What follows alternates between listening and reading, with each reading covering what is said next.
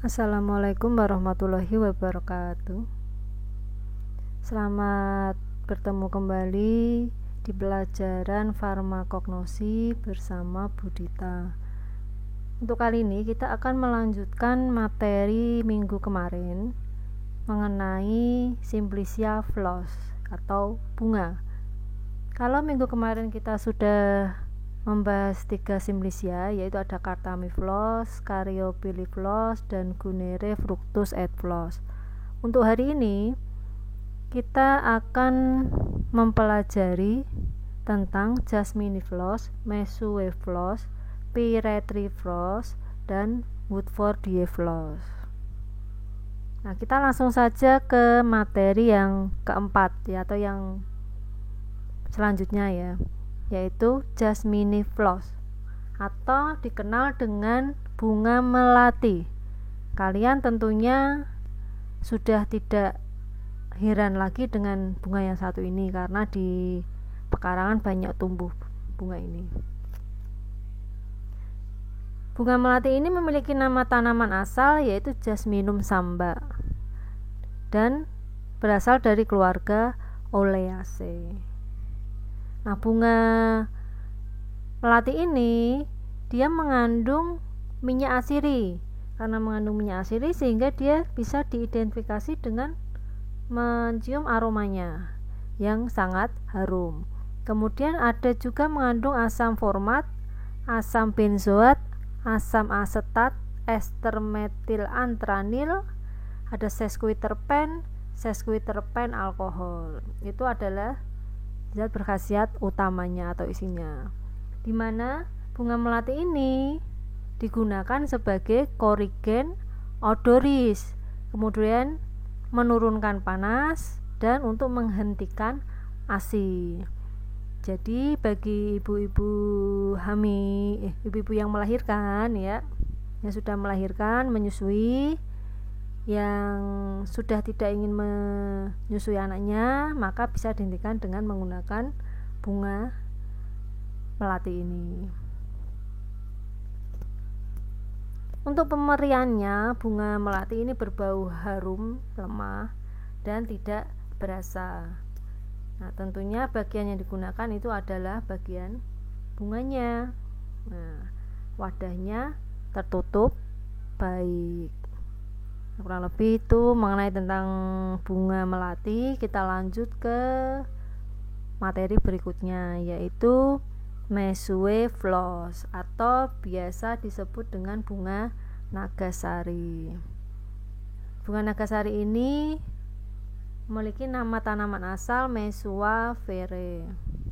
Keluarganya Clusiaceae, di mana di dalam bunga nagasari ini dia mengandung lemak, ada proteinnya, asam organik seperti asam palmitat, asam linoleat, dan asam stearat.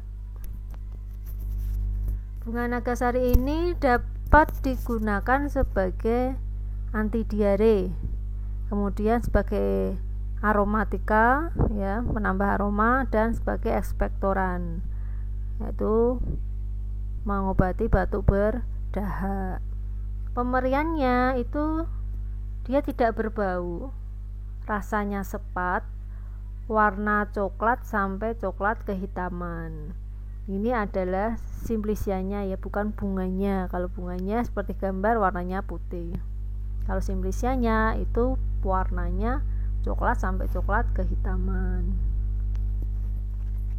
Nah, kemudian untuk bagian yang digunakan itu adalah bunga yang masih kuncup.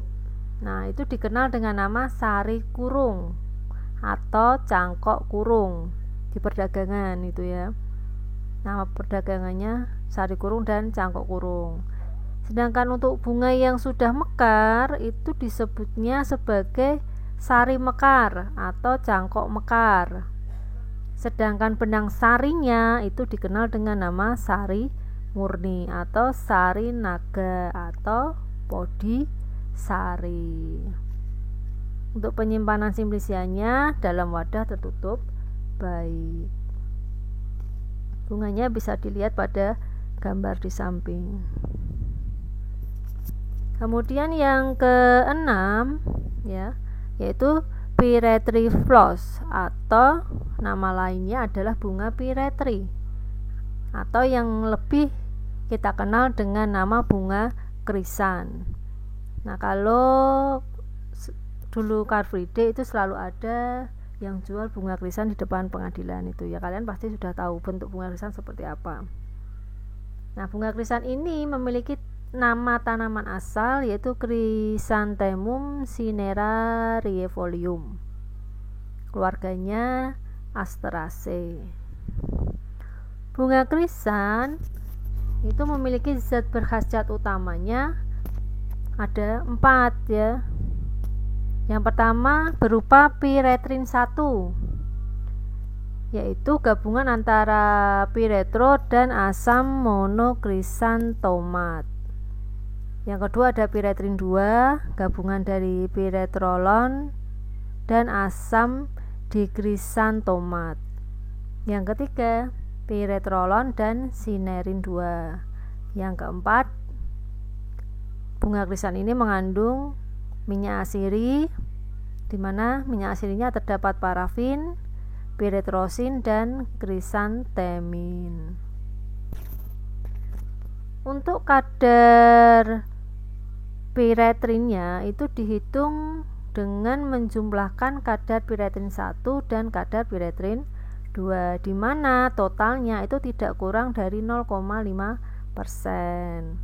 Itu kadar pyretrinnya dijumlahkan ya, pyretrin 1 dan pyretrin 2.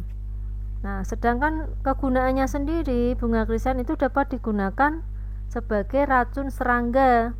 Jadi bunga krisan ini dapat digunakan untuk membunuh serangga seperti nyamuk, kecoa, belalang ya, serangga dan serangga-serangga lainnya. Sedangkan pemeriannya yaitu baunya khas, dapat menyebabkan bersin, rasa mual-mual, kemudian getir dan pahit, kemudian menimbulkan rasa tebal, terutama di lidah. Bagian yang digunakan tentunya adalah bunga cawannya. Nah, kapan tahu waktu panen yang tepat untuk bunga krisan ini ya? Nah, bunga krisan itu dipetik sebelum mekar. Nah, bunga yang belum mekar itu mempunyai kadar pyretrin 2 kali lebih tinggi dari bunga yang setengah mekar dan yang telah mekar. Jadi yang belum mekar itu kadarnya 2 kali lebih tinggi dibanding yang setengah mekar dan sudah mekar. Untuk penyimpanannya dalam wadah tertutup baik. Nah, ini di bawahnya disajikan ada bunga pyretrin yang sudah mekar warna putih, kemudian ada yang belum mekar itu sudah jadi Simplicia. Kemudian yang terakhir itu ada Woodfordia floss, nama lainnya bunga sidowaya.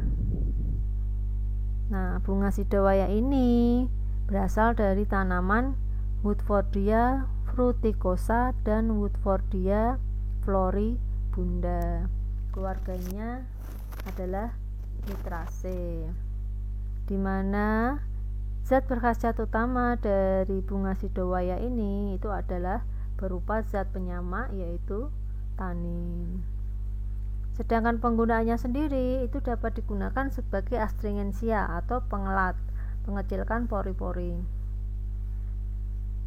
Pemeriannya yaitu berupa bau lemah, rasa kelat dan pahit. Bagian yang digunakan adalah bunganya ya. Sedangkan penyimpanannya dalam wadah tertutup baik. Nah, mungkin sekian dulu penjelasan materi tentang floss, Simplicia floss dari Bu Dita. Jika ada pertanyaan atau yang kurang jelas bisa langsung bertanya ke Bu Dita. Sekian dulu, wassalamualaikum warahmatullahi wabarakatuh.